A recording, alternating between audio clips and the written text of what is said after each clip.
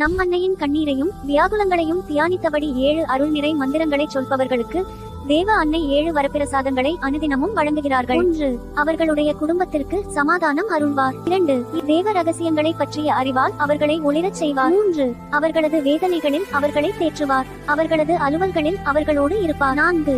ஆராதனைக்குரிய தன் திவ்ய குமாரனின் திருச்சித்தத்திற்கோ அல்லது அவர்களுடைய ஆன்மாக்களின் புனிததனத்திற்கோ எதிராக இல்லாத வரையில் அவர்கள் கேட்கும் அனைத்தையும் அவர் அவர்களுக்கு தந்தருள்வார். 5. சாத்தானுடன் அவர்கள் செய்யும் ஞான யுத்தத்தில் அவர்களை காப்பாற்றி அவர்களது வாழ்வின் ஒவ்வொரு கணமும் அவர்களை பாதுகாப்பார். 6.